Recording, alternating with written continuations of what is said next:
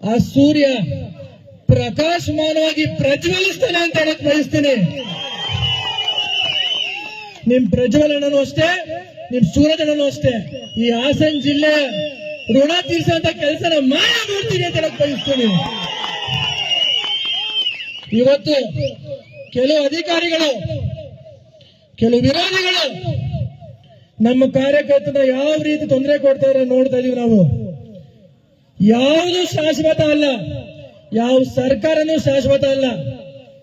ಒಂದ್ ಹೇಳಕ್ ಇಷ್ಟಪಡ್ತೀನಿ, ನಾನು ನನ್ನಿಂದ ಮಾಡಿದ್ದು ನನ್ನಿಂದ ಅಂತ ಇವತ್ತು ಹೇಳಿದವರು ಹೋಗ್ ಸ್ಮಶಾನಕ್ಕೆ ಹೋಗಿ ಬನ್ನಿ ಸ್ವಾಮಿ, ಏನೇನಾಗಿದೆ, ಎಂತೆಂತವ್ರಾಗಿದೆ, ಏನೇನಾಗಿದೆ ಅಂತ ಗೊತ್ತಾಗುತ್ತೆ ಅವ್ರ ಪರಿಸ್ಥಿತಿ. ನಾವು ಒಳ್ಳೆ ಕೆಲಸ ಮಾಡುವಂಥದ್ದು ಒಂದೇ ಉಳ್ಕೊಳ್ಳೋದು ಅಷ್ಟೇ ಈ ಭೂಮಿ ಮೇಲೆ. ಯಾವುದೇ ಈ ದ್ವೇಷದ ರಾಜಕಾರಣ ಆಗ್ಬೋದು ಅಥವಾ ಏನಿವತ್ತು ನೀವು ರಾಜಕಾರಣ, ಇವತ್ತು ನಿಮ್ಗೆ 135 ಸೀಟ್ ಕೊಟ್ಟಿರೋದು ಜನಕ್ಕೆ ಅಭಿವೃದ್ಧಿ ಕೆಲಸ ಮಾಡ್ಲಿ ಅಂತ, ಜನಕ್ಕೆ ಒಳ್ಳೇದು ಮಾಡ್ಲಿ ಅಂತ. ಅದನ್ನ ಬಿಟ್ಬಿಟ್ಟು ದಿನ ಬೆಳಗಾದ್ರೆ ರೇವಣ್ಣ ಸಾಹೇಬ್ರನ್ನ ಹೆಂಗ್ ತುಣಿಯೋದು, ದೇವರ ಕುಟುಂಬ ಹೆಂಗ್ ಮುಗಿಸೋದು, ಬರೀ ಇದೇ ಆಗೋಯ್ತು. ಎಷ್ಟು ತಿಂಗಳಾಯ್ತು ಸರ್ಕಾರ ಬಂದಿ, ಎಷ್ಟು ದಿನ ಆಯ್ತು ಸರ್ಕಾರ ಬಂದಿ, ಯಾವ ರೈತರಿಗೆ ಅನುಕೂಲ ಆಗ್ತಾ ಇದೆ? ಇವತ್ತು ಕಡಗೂಲಿ ನೋಡಿದ್ರೆ 1600, 1700 ನಮ್ಮ ಎಲ್ಲ ಕಬ್ಬು ಬೆಳೆಗಾರರು ಇವತ್ತು ₹1 ಕೈ ಸಿಗ್ತಾ ಇಲ್ಲ. ಏನು ಬೆಳೆ ಬೆಳೆಯಕ್ಕೆ ಆಗ್ತಾರೋ ಅದು ಅಲ್ಲಿಗೆ ಮನ್ನಾ ಆಗ್ತಾ ಇದೆ. ಮುಂದಿನ ದಿನಗಳಲ್ಲಿ ಮೊನ್ನೆ ರೇವಣ್ಣ ಸಾಹೇಬರು ಕೂಡ ಹಾಗೂ ಬಾಲಕೃಷ್ಣ ಅವರು ಕೂಡ ಇಬ್ಬರು ಕೂಡ ಚರ್ಚೆ ಮಾಡಿದ್ದಾರೆ. ಏನು ಒಂದು ಈ ಶುಗರ್ ಫ್ಯಾಕ್ಟರಿ ವಿಷಯವಾಗಿ ಆಗ್ಬೋದು ಅಥವಾ ನಮ್ಮ ಕಬ್ಬು ಬೆಳೆಗಾರರಿಗೆ ತೊಂದರೆ ಆಗ್ತಾ ಇದೆ ಇವತ್ತು ನಮ್ಮ ಜನಸಾಮಾನ್ಯ ರೈತರಿಗೆ, ಆ ವಿಷಯವಾಗಿ ಒಂದು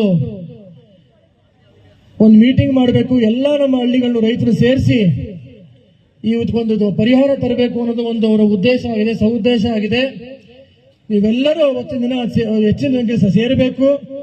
ಆ ಸೇರಿದಂತ ಕಾರ್ಯಕ್ರಮಕ್ಕೆ ನಿಮಗೆ ಒಂದು ಒಳ್ಳೆ ಒಂದು ತೀರ್ಮಾನವನ್ನು ರೇವಣ್ಣ ಸಾಹೇಬರು ಮತ್ತೆ ಮನ ಬಾಲಕೃಷ್ಣ ಅವರು ಇಬ್ಬರೂ ಸೇರಿ ತಗೊಳ್ತಾರೆ ಅಂತ ಹೇಳ್ತಾ,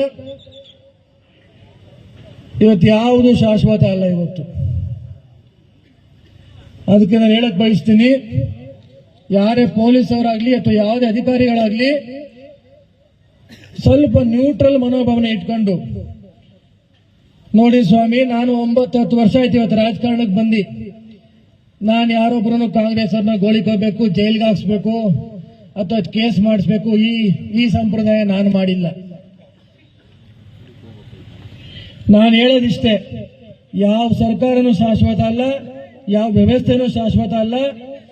ದಯಮಾಡಿ ಎಲ್ಲರಿಗೂ ಆ ಸೂರ್ಯ ಪ್ರಕಾಶಮಾನವಾಗಿ ಪ್ರಜ್ವಲಿಸ್ತಾನೆ ಅಂತ ಹೇಳಕ್ ಬಯಸ್ತೀನಿ.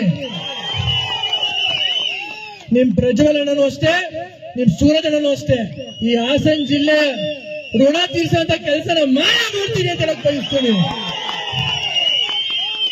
ಇವತ್ತು ಕೆಲವು ಅಧಿಕಾರಿಗಳು, ಕೆಲವು ವಿರೋಧಿಗಳು ನಮ್ಮ ಕಾರ್ಯಕರ್ತನ ಯಾವ ರೀತಿ ತೊಂದರೆ ಕೊಡ್ತಾರೆ ನೋಡ್ತಾ ಇದೀವಿ ನಾವು. ಯಾವುದು ಶಾಶ್ವತ ಅಲ್ಲ, ಯಾವ ಸರ್ಕಾರನೂ ಶಾಶ್ವತ ಅಲ್ಲ.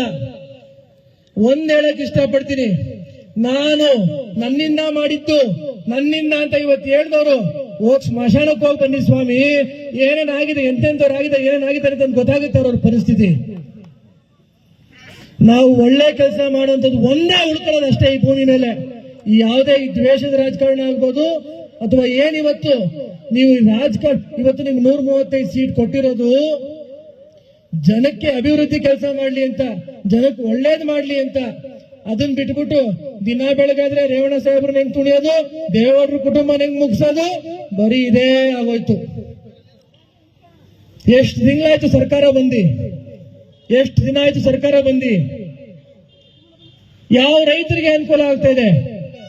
ಇವತ್ತು ಕಡಗೂಲಿ ನೋಡಿದ್ರೆ 1600, 1700 ನಮ್ಮ ಎಲ್ಲ ಕಬ್ಬು ಬೆಳೆಗಾರರು ಇವತ್ತು ₹1 ಕೈ ಸಿಗ್ತಾ ಇಲ್ಲ. ಏನು ಬೆಳೆ ಬೆಳೆಯಕ್ಕೆ ಆಗ್ತಾರೋ ಅದು ಅಲ್ಲಿಗೆ ಮನ್ನಾ ಆಗ್ತಾ ಇದೆ. ಮುಂದಿನ ದಿನಗಳಲ್ಲಿ ಮೊನ್ನೆ ರೇವಣ್ಣ ಸಾಹೇಬರು ಕೂಡ ಹಾಗೂ ಬಾಲಕೃಷ್ಣ ಅವರು ಕೂಡ ಇಬ್ಬರು ಕೂಡ ಚರ್ಚೆ ಮಾಡಿದ್ದಾರೆ. ಏನು ಒಂದು ಹೆಚ್ಚಿನ ವಿಡಿಯೋಗಳಿಗೆ ಪ್ರತಿಧ್ವನಿ ಯೂಟ್ಯೂಬ್ ಚಾನೆಲ್ ಸಬ್ಸ್ಕ್ರೈಬ್ ಮಾಡಿ, ಬೆಲ್ ಐಕಾನ್ ಕ್ಲಿಕ್ ಮಾಡಿ.